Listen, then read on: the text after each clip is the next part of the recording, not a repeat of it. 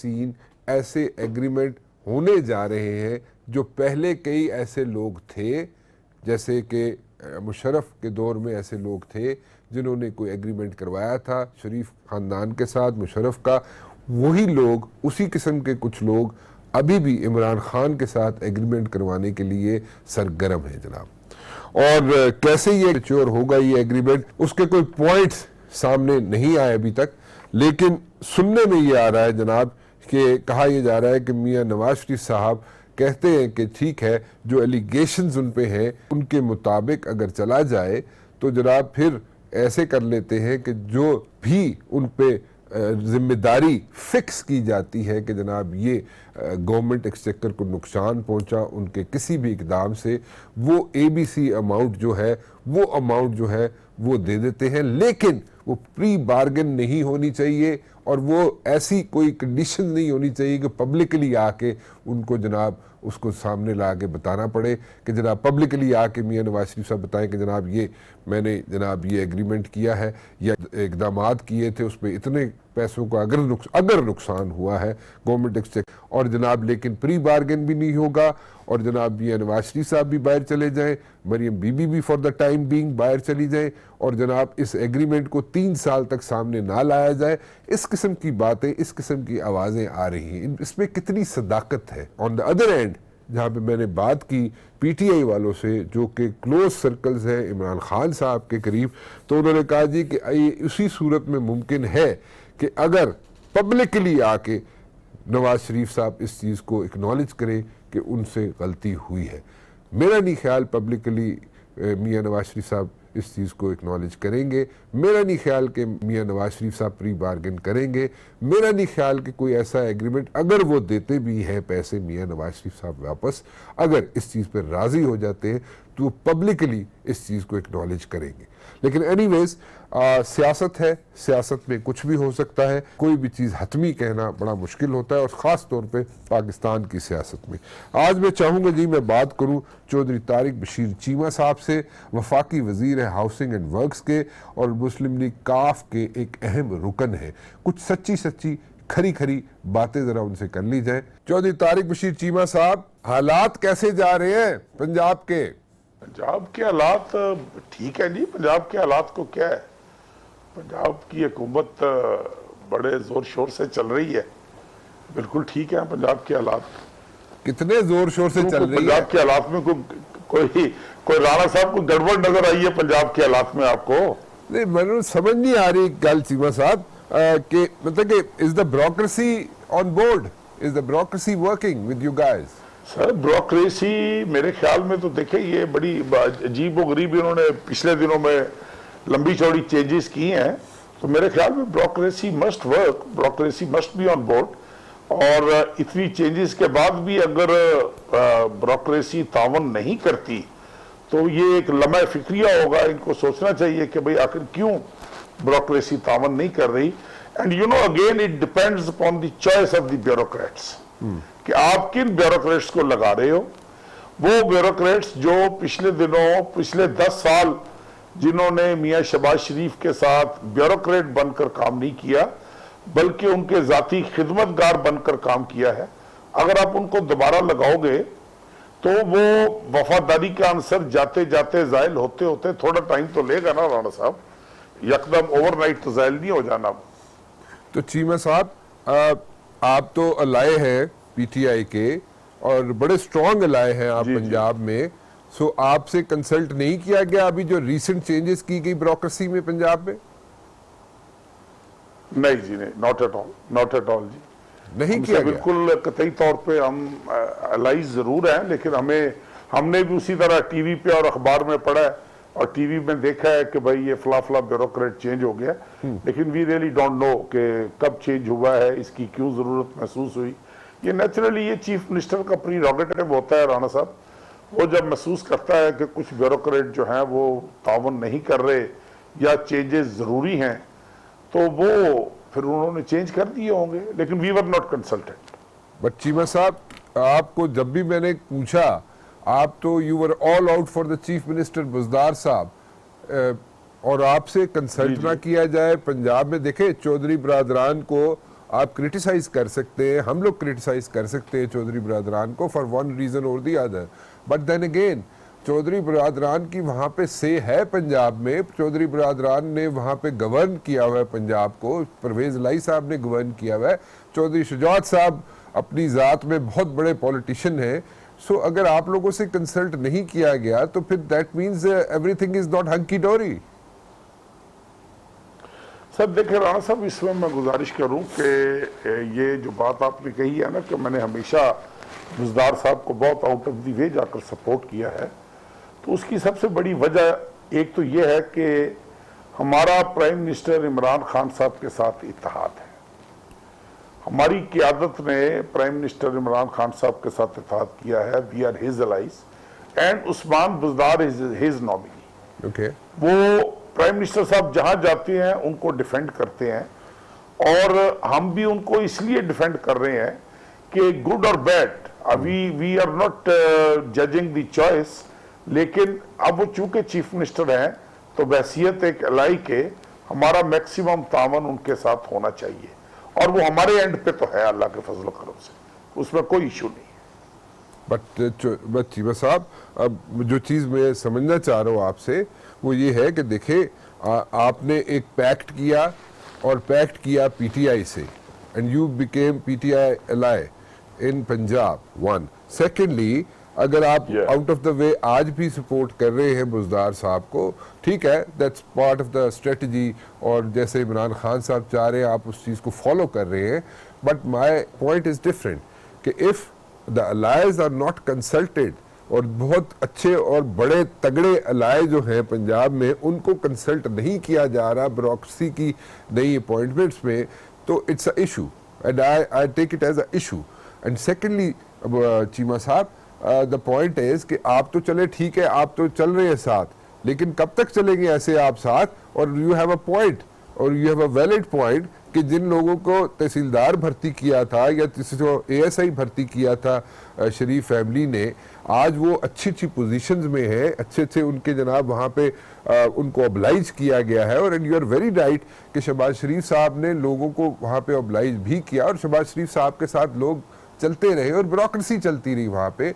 और अगर उन्हीं लोगों को दोबारा रीअपॉइंट किया जाएगा तो फिर तो मुझे नहीं लगता कि ऐसे कोई लॉन्ग लास्टिंग कोई उसके नताइज निकलेंगे जी। तो फिर ये कैसे चलेगा सब कुछ? देखिए राणा साहब, बात आपकी बिल्कुल दुरुस्त है। मुझे नहीं पता आप क्या कहलवाना चाह रहे हैं मुझसे। इसका बेहतर जवाब तो पीटीआई वाले या चीफ मिनिस्टर साहब दे सकते हैं कि is he satisfied with what he is doing, क्या ब्यूरोक्रेसी उसके साथ ताउन कर रही है, चॉइस ऑफ ब्यूरोक्रेसी वो किसके मशवरे पर कर रहे हैं, वो कौन लोग हैं। हम तो देखें ना, हम हुकूमत के इत्तेहादी है राणा साहब, यूं कह लें इसको, let's phrase it this way कि हम हुकूमत के इत्तेहादी हैं। हमसे जो बात पूछी जाती है बहुत ऑनेस्टली वो उस बात को हम मशवरा भी देते हैं और उसमें कोशिश करते हैं, because we feel that we are sailing in the same boat. अगर ये कश्ती किनारे लगेगी तो हमारी कश्ती भी किनारे लग जाएगी। और चूंकि अब हमें तो पंजाब के हालात का पता है, ये जो रिसेंट चेंजेस हुई हैं ब्यूरोक्रेसी में, आई एम सॉरी टू से, may be the chief minister has a very solid point, he has a logic behind that, लेकिन बजाहिर उस चॉइस को देखते हुए हमें महसूस नहीं हो रहा कि ये गुड्स डिलीवर होंगे। Fair enough. लेकिन चूंकि अब अल्लाह करे हो जाए तो नथिंग लाइक इट। कैसे मुमकिन हो सकेगा कि देखिए लोकल गवर्नमेंट एक्ट आ गया और उसके बाद जनाब लोकल बॉडीज के इलेक्शंस होंगे, ब्यूरोक्रेसी वही पुरानी होगी, तो फिर कैसे, how will things work out जी? देखें राणा साहब, आप फिर बड़े चुपते हुए सवाल कर रहे हैं। फिर मैंने इस सवाल का जवाब दिया, फिर आपने मुझे कह रहा कि यार आप कैसे इत्तेहादी हो। राणा साहब, we were not consulted on this local government act as well. अच्छा, हमें कत्तन नहीं पता कि लोकल गवर्नमेंट एक्ट कौन इसको मास्टरमाइंड कर रहा था, किसका ब्रेन चाइल्ड है ये, किस तरीके से ये बनाया गया है। शदीद तरीन तहफ़्फ़ुज़ात के बावजूद, चूंकि चौधरी शुजात हुसैन साहब का हमें हुक्म था और वो बाहर है मुल्क से, उन्होंने यहाँ पर एक मैसेज कन्वे किया, बहुत स्ट्रांग मैसेज कन्वे किया कि हमने इस एक्ट को सपोर्ट करना है, ताकि प्राइम मिनिस्टर साहब ये ना सोचें कि हम उनके रास्ते में कोई रुकावट बन रहे हैं या कोई इस तरीके से कर रहे हैं। लेकिन बहुत सारी चीजें ऐसी हैं, as a political worker also and Punjab के रहने वाले की हैसियत में भी, देखिए इंसान सब कुछ कर सकता है, अपनी धरती से, अपने घर से, अपने सूबे से इंसान उसके बारे में गलत फैसले का सोच भी नहीं सकता। हमें नहीं पता कि ये पब्लिक एक्सचेकर पे बोझ बढ़ा है या कम होगा, ये इसको स्टडी किया जाना चाहिए। जिला नाज़म का ऑफिस अबॉलिश हो गया है। हम सुनते थे कि केपीके का मॉडल जो है वो 100% उसको कॉपी किया जाएगा। केपीके के मॉडल में तो 2013 से 2018 तक डिस्ट्रिक्ट नाज़िम्स मौजूद थे, ठीक, यहां पर मौजूद नहीं है। एक ऑफिस हटाकर आपने 6 पावरफुल ऑफिसेस क्रिएट कर दिए। अब मुझे जो डर लग रहा है वेरी ऑनेस्टली स्पीकिंग, मैं आई एम नॉट क्रिटिसाइजिंग, ये रूलिंग पार्टी का एक प्रीरोगेटिव है, उन्होंने एक फैसला किया है, तमाम तर तहफ़्फ़ुज़ात के बावजूद हम उनके साथ हैं। मुझे ये लग रहा है कि शायद इनके अपने 30-35 MPs जो हैं वो रिजाइन करके they would prefer to go and contest the election of tehsil nazim if by all means elections होते हैं तो। अच्छा, इस वक्त जो बज़ाहिर नजर आ रहा है कि अगर एक MNA या MPA है और वो मिनिस्टर नहीं है, कोई और ऑफिस एंजॉय नहीं कर रहा, तो he would prefer to be the tehsil nazim rather than to be an MNA और MPA। तो ये तो एक सिचुएशन नहीं बन जाएगी कि 30-35 MPs जो है PTI के अगर रिजाइन कर जाए और तहसील नाज़िम के लिए ऑप्ट करें? वो चाहे PTI के हों, चाहे नून लीग के हों, चाहे काफ लीग के हों, चाहे किसी भी पार्टी के हों। हाँ। देखिए ना, एक ऑफिस आपने बना दिया है, इतना पावरफुल और स्ट्रांग ऑफिस बना दिया है। हाँ। कि आपका MPA और MNA जो है वो ये सोचने पर मजबूर हो जाए कि यार इससे तो बेहतर है कि मैं तहसील नाज़िम बन जाऊं। एटलीस्ट वो सारी एडमिनिस्ट्रेशन मेरे मतहत होगी। I can work for my tehsil, I can deliver for my tehsil. अब तो देखें ना, अब आई एम सॉरी, लेकिन चूंकि हमें पता नहीं, शायद ये लोकल गवर्नमेंट एक्ट बहुत अच्छा साबित हो जाए। चूंकि हमसे तो कंसल्ट नहीं किया गया, मैं तो आपको अपने जाती तहफ़्फ़ुज़ात का इजहार कर रहा हूं कि ये तहफ़्फ़ुज़ात जो हैं ये हर इंसान सोचता है। और मेरे साथ चूंकि बहुत सारे MPs MNAs ने डिस्कस भी किया कि जनाब ये क्या लोकल गवर्नमेंट एक्ट है, आपने क्यों पास होने दिया। मैंने कहा यार हमने तो इसलिए पास होने दिया है कि हम उनके इत्यादी हैं और चौधरी शुजात हुसैन साहब का हुक्म था और हमने उस हुक्म की तमील की है।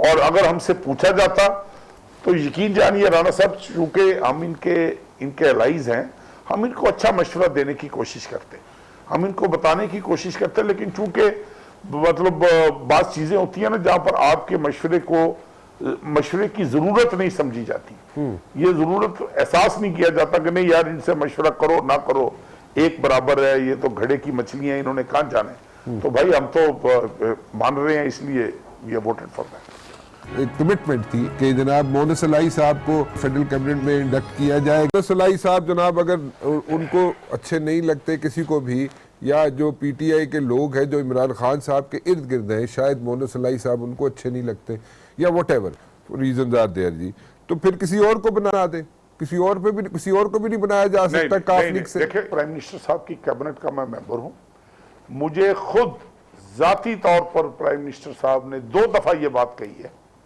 कि आप जिसको मर्जी बनवाना चाहें आप सुबह बनवा लें। अच्छा, हमारा कोई इशू नहीं। लेकिन हमारा पॉइंट यह है कि जब आपने एक पार्टी के साथ डील की है, आपने एक कमिटमेंट की है, एक हुकूमत बनाते वक्त हमारा आपका मुआहदा हुआ था, फिर लेट चौधरी शुजात हुसैन डिसाइड कि who is going to represent his party.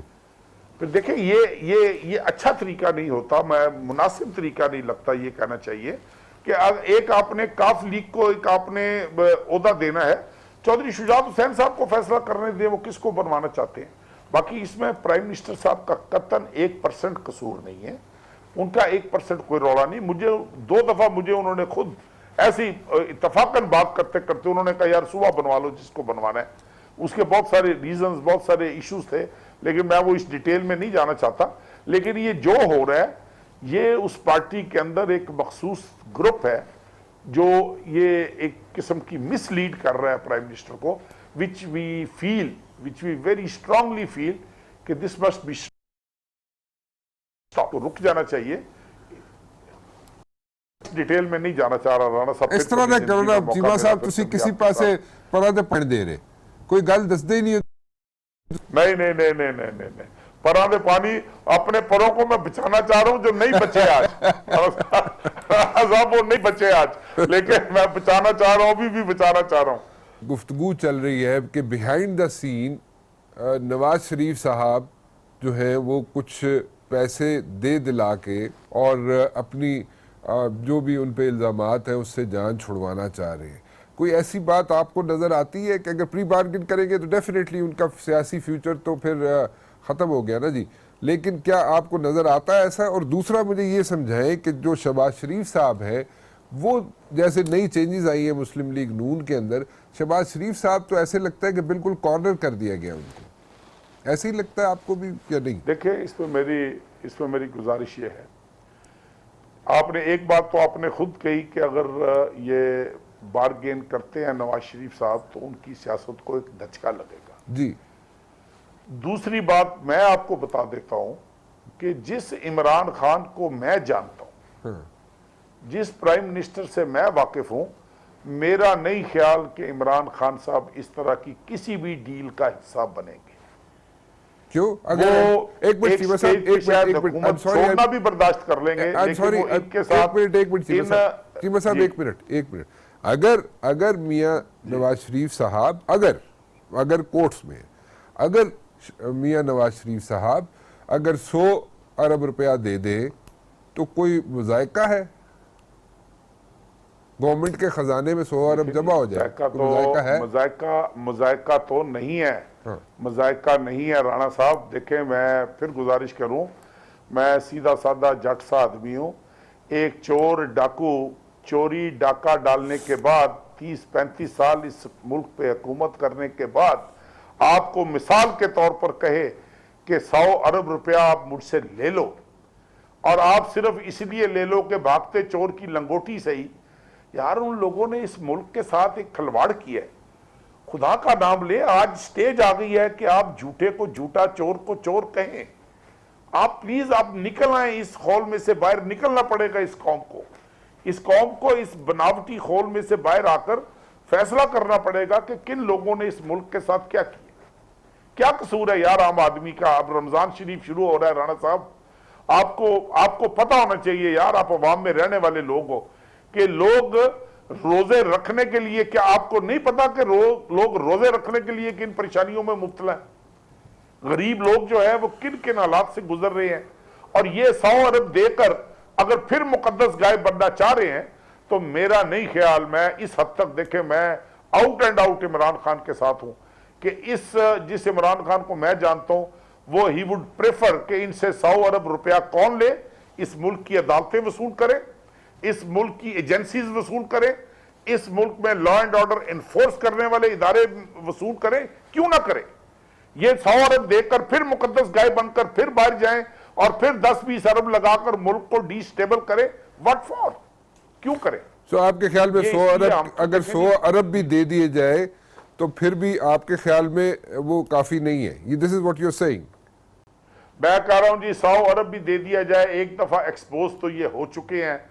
मैं तो इस हद तक प्राइम मिनिस्टर से एक्सपेक्ट करता हूं कि वो, देखें जी, एक पॉइंट है जिसके ऊपर he is very clear, he is crystal clear on this. क्या अगर प्राइम मिनिस्टर अपनी ये कहे कि जनाब अगर हो सकता है, फिर अगर कोर्ट्स में अगर प्राइम मिनिस्टर कहे जनाब कि जनाब ये आके ऑन एयर आके कहें जनाब कि हमसे गलती हुई और एक प्री बार्गेन की जाए और 100 अरब रुपया दे दिया जाए, अगर दे दिया जाए, 100 अरब का फिगर है वो दे दिया जाए, और हम जनाब जा रहे हैं यहाँ से और हम 2-3 साल हम रिटायरमेंट ले लेते हैं, चले मियाँ साहब कहते हैं, जनाब नवाज शरीफ साहब कहते हैं मैं रिटायरमेंट ले लेता हूँ, तो फिर भी मतलब पैसे अगर गवर्नमेंट के चक्कर में अगर 100 अरब आ जाए तो मेरे ख्याल में इमरान खान साहब को कोई इसमें मेरे तो नहीं ख्याल कि इसमें कोई उनको कोई सर ये देखें, ये तो जिस इमरान खान को मैं जानता हूं, अगर वो इमरान खान ये काम करेगा, मैं कर तो कुछ नहीं सकता, लेकिन मेरे दिल को धचका जरूर लगेगा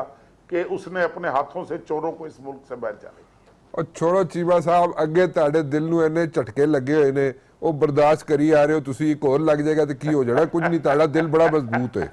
छोड़ो, लोकल गवर्नमेंट एक्ट दा तुहाडे कोलों पुछया नहीं जांदा, वो झटका लग्या तुसी वो सह गए। मोनोसलाई दे नाल कमिटमेंट होंदी है कि जनाब ओनू बनाया जाएगा फेडरल मिनिस्टर, वो तुसी सह गए। ब्यूरोक्रेसी दी ट्रांसफर्स होंदियां ने जनाब, वो झटका लग्या, वो भी तुसी सह गए, ए भी सह जाओगे, कोई गल नहीं। एडा तुहाडा दिल मजबूत है, मन पता। चलो सर, फिर सह जाएंगे। देखे ना, मैंने तो आपको अपनी जाती राय बताई है, अगर पार्टी का फैसला होगा तो फिर हो सकता है सही जाए भाई, फिर इसमें कौन सी ऐसी बात है। मैंने तो आपको अपनी एक सोच बताई है राणा साहब, कि मुझ जैसा आदमी जिसने 35-40 साल स्ट्रगल की है, ये सोचकर स्ट्रगल की है कि हम एक बड़ी आइडियलिस्टिक किस्म की पॉलिटिक्स के एक एजेंडा लेकर अपने जेहन में चले हुए हैं। अनफॉर्चुनेटली वो मतलब अब क्या बताए आपको, बात ढकी छुपी तो है नहीं आपसे।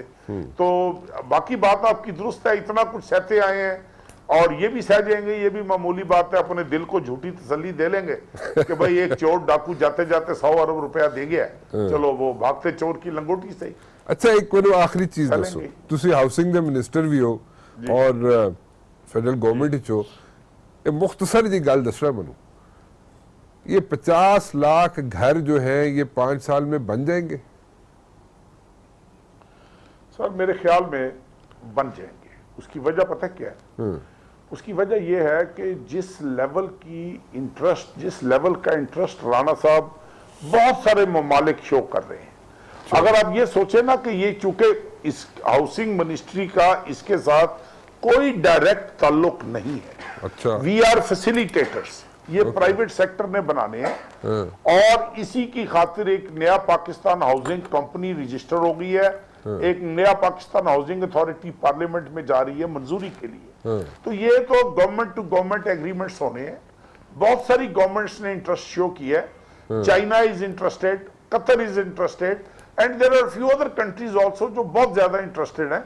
मेरे ख्याल में बन जाएंगे और इस तरीके से बनेंगे राणा साहब, अगर खुदा ना खास्ता 50 लाख की बजाय 30 लाख बनते हैं, 35 लाख बनते हैं, वो इतनी स्ट्रॉन्ग कमिटमेंट्स होंगी कि फिर आने वाली कोई हुकूमत उसको रोल बैक नहीं कर सकेगी।